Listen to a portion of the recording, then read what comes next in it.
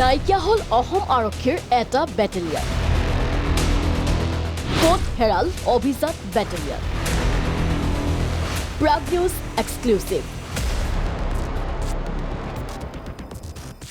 চাঞ্চল্যকৰ GS road কাণ্ডৰ পাছত 2012 চনত অসম আৰক্ষীত সংযোজন ঘটিছিল এটা কমাণ্ডো বেটেলিয়নৰ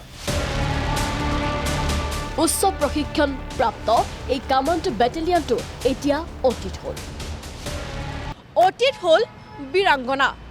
অতি সংগোপনে ভংগ হল দেশৰ প্ৰথমটো মহিলা কমাণ্ডো স্কোৱাড 2012 চনত জিএছ ৰোড কাণ্ডৰ পাছত যুৱতী মহিলাৰ সুৰক্ষাৰ বাবে মহিলাৰ দ্বাৰা গঠন হৈছিল বীৰাংগনা নিখাৰ ভাগত গুৱাহাটীত পেট্ৰলিং কৰিছিল বীৰাংগনাসকলে প্ৰথম অৱস্থাত 32 গৰাকী মহিলা কনিষ্টবলেৰে গঠন কৰা হৈছিল বীৰাংগনা পৰৱৰ্তী সময়ত বৃদ্ধি পাইছিল মহিলা কনিষ্টবলৰ সংখ্যা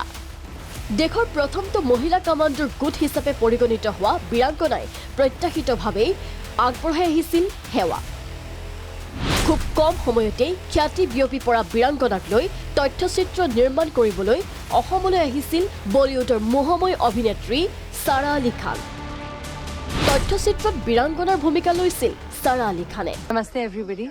तो मैं आई हूँ आसाम और मैं मिलने वाली हूँ हमारे वीरांगना वॉरियर्स ডিস্কভাৰী প্লাছত সম্প্ৰচাৰ হোৱা এই তথ্যচিত্ৰখনে ব্যাপক জনপ্ৰিয়তা লাভ কৰিছিল মহানগৰত যুৱতী মহিলাৰ নিৰ্যাতনৰ সন্মুখীন হোৱা বহুকেইটা ঘটনাত সময়ত তৎক্ষণাতে উপস্থিত হৈছিল বীৰাংগনাৰ দলটো পিছে এতিয়া সকলো অতীত অসম আৰক্ষীৰ পৰা নাইকিয়া হল বীৰাংগনা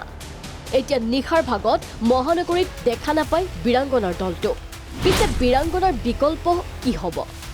কিয় বীৰাংগনা ভংগ কৰা হল আজি পৰ্যন্ত সদৰি কৰা নাই গৃহ বিভাগে দুদিন পূৰ্বে গৃহমন্ত্ৰীৰ উপস্থিতিত অসম আৰক্ষীত সংযোজিত হল উচ্চ প্ৰশিক্ষিত 5টা কমাণ্ডো বেটেলিয়ন তাৰ মাজতে অতি সংগোপনে অসম আৰক্ষীয়ে ভংগ কৰিলে ৰাজ্যৰ একমাত্ৰ মহিলাৰ দ্বাৰা গঠিত কমাণ্ডো বেটেলিয়নটো ভিডিঅ জাৰ্নেলিষ্ট বিজয় লক্ষ্মীৰ সহযোগত ববিতা গগৈ ৰিপৰ্ট প্ৰাগ নিউজ